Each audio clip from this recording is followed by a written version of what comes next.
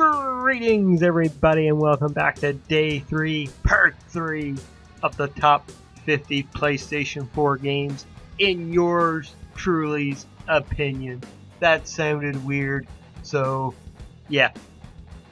Of course, if you haven't seen Parts 1 and 2, links will be in the description down below, and at the end of this video I'll link towards the next one or the previous one. They'll both be there, you know what I mean? So with that being said, folks, of course, this list is my opinion. You're going to have a different opinion, especially with a few of the games on this list I'm going to go over today. Because I'm going to say it right off the beginning. Right now, you're going to say, Lord X, what the fuck is wrong with you? Why are these games so high compared to the last ones you talked about? Again, my own personal opinion, okay? Okay, as long as we got that sorted, let's dive into the list.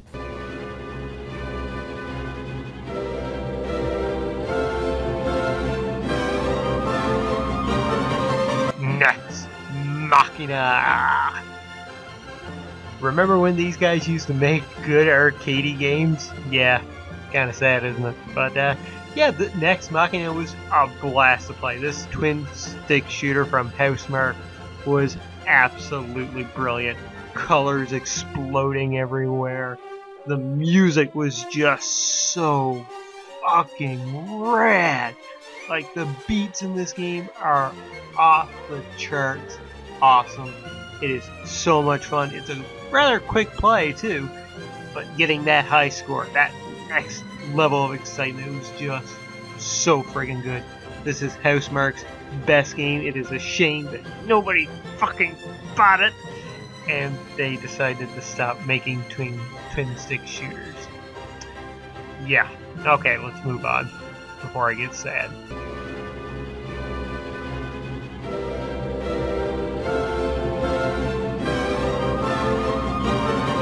Wolfenstein, the New Order.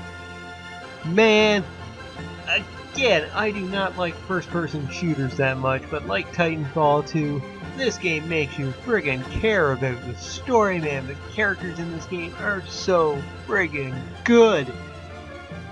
And it's just brilliantly written, and the gameplay's fun, though probably a bit difficult. More difficult than it should be in some sections. And I've heard the second game is worse, but I still haven't played the second game yet. But yeah, this game is so much fun compared to like Wolfenstein 3D back in the day, which I cannot play because it makes me seasick. That game just like makes me want to vomit. I don't know what it is, maybe just the way it plays, but yeah.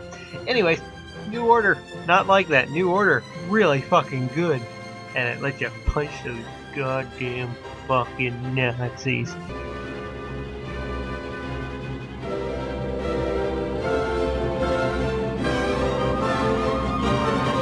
Cosmic Star Heroine, from the guys that brought you Cthulhu Saves the World, and that other game now which I cannot remember the name of exactly, but these guys make good RPGs, and Cosmic Star Heroine was really fucking rad. It was like a modern day kind of Star Ocean-y type thing. The combat was kind of fun, the story was interesting.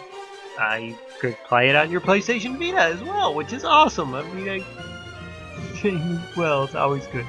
A Vita port is always good. That's what I meant to say. Anyways, Cosmic Star Heroine, so much fun.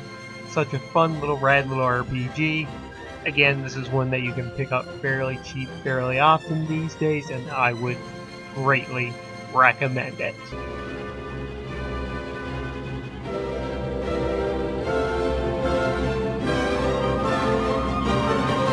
WWE 2K19. Before the truck fell off the road with 2K20, that dumpster fire of epic proportion, the final WWE game that was given to us by Uke Specific was actually really fucking good. The creator content in this was awesome, which I focused on specifically with the Outlaw Gamer wrestling stuff that I used to do oh so often. Yeah, I love this game to death and played it a ton.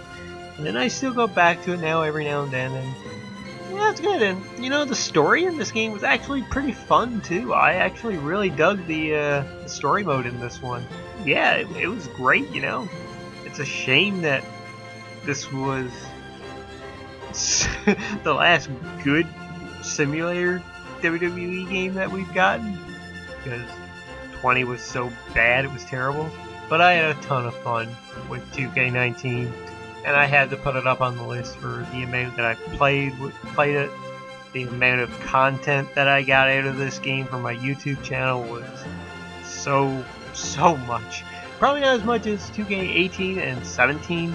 Now that I think about it, that's really and 16 for quite a bit as well, where I got a lot of the content for 8-Ball Gamer Wrestling, but 2K19 was just really fun to play.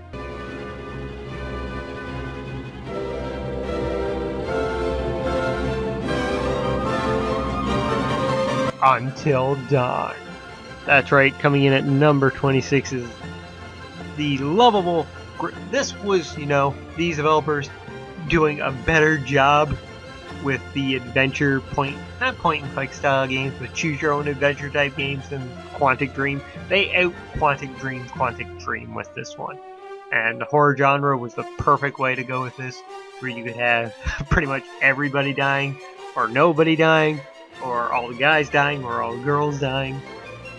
So many different little possibilities that you could go with in this game.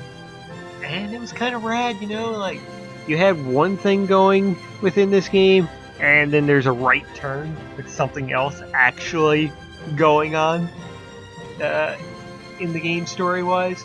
So it was really fun. I enjoy Until Dawn so much.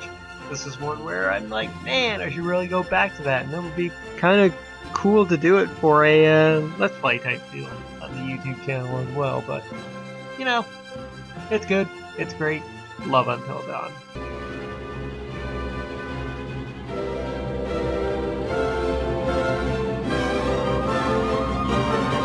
Control. I have a soft spot in my heart for Remedy. The Max Payne games were so friggin' great, and I absolutely adore Alan Wake. I bought a 360 just for Alan Wake at one point. Pretty much the only game I played from start to finish on the 360, now that I think about it. But yeah, Control, really good. Playing this game's like, this is interesting, this is rad, and then you get into, I was going to say the staircase thing, but the really rad map where the rock music starts, and it's like, this is great, this is absolutely fantastic. One of the few games that I've actually played this year, and even though it's not a 2020 game, you'll probably see this game on my top 10 2020 games at the end of the year. I might just squeak it in at number 10, just have it there, because I had so much fun playing this game, and would love to go back and play through the DLC into it. Eventually. Maybe. I'll just watch it. But Control's so fucking good.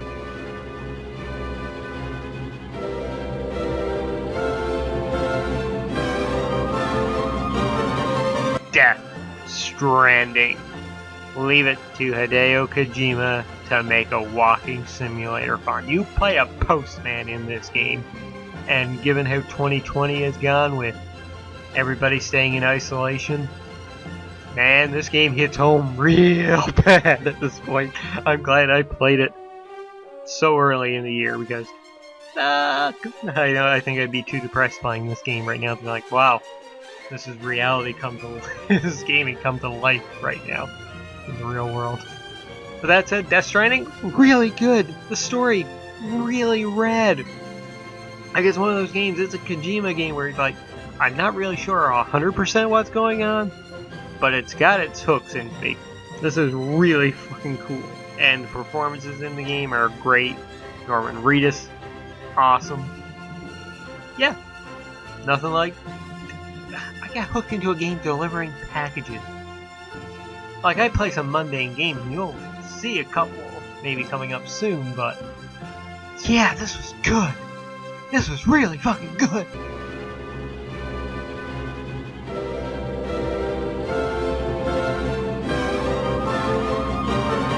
Detroit Become Human. Now, I know what you're going to say.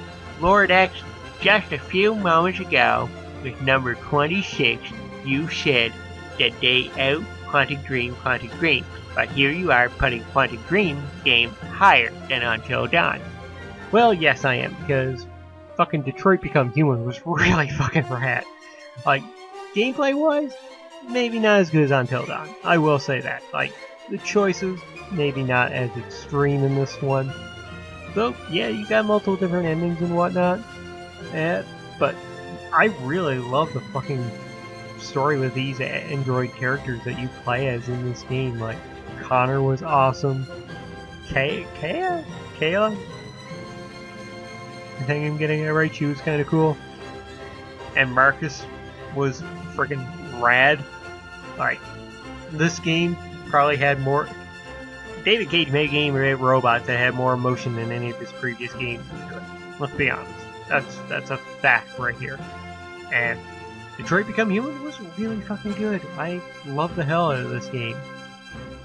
Yeah, so if you ever get a chance, do play Detroit Become Human. It is actually really, really good.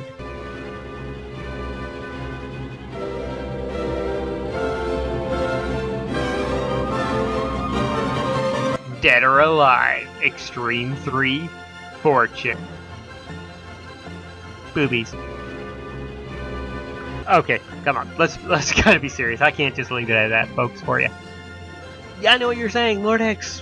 Why are you putting this kind of smut up here on the line?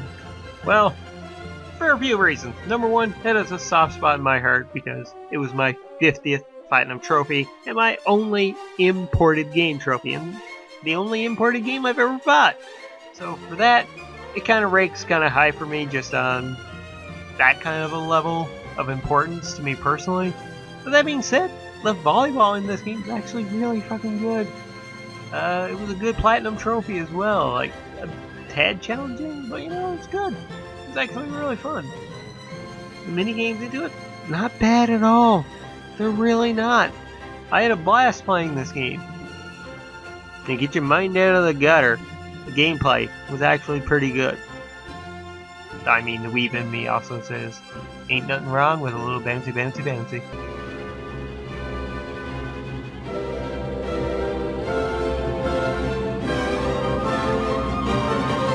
The Order 1886. Again, I know what you're going to say. Lord X, I can't believe that you put this game so high on your top 50 PlayStation 4 games.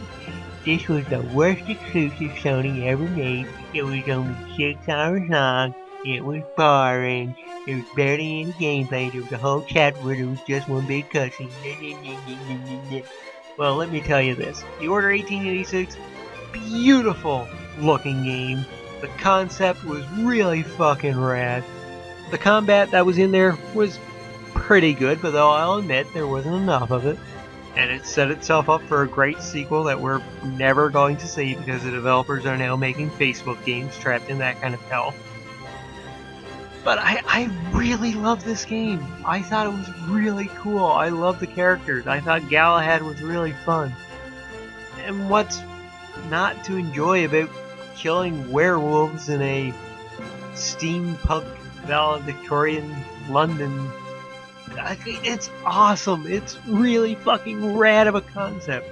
And I enjoyed my time with this game. And as for it being 6 hours long, man, with some freaking games that last for like 60 odd hours these days, which aren't compelling RPGs, that are just like shooters that drag on, or some adventure games that just drag on, man, I'm happy to have a 6 hour experience these days. I'm in my 30s now, man. I don't have time to friggin', well, I mean, somewhat have time, but I don't want to be dragged in with one game for so long. So I enjoyed The Order 1886. I thought it was fun. That's why I'm ranking it so friggin' high on my top 50 PlayStation 4 games list. Play The Order. It's so fucking good! There you have it, folks. That's part 3, numbers 30 to 21. Which means tomorrow on part 4 we'll be diving down numbers 20 to 11. We're getting into the nitty-gritty goodness. We're hitting that sweet spot of the prime rib. We're taking the crispy bacon out of the oven. We're eating that nice warm slice of pizza straight out of the box. We're digging into the good dessert coming up next, folks. So stay tuned tomorrow for part 4 as we enter into pre-ultimate episode of this top 50 games list. So yeah, I'll see you guys tomorrow. I've been Lord X. You have been awesome. And I'll catch you next time.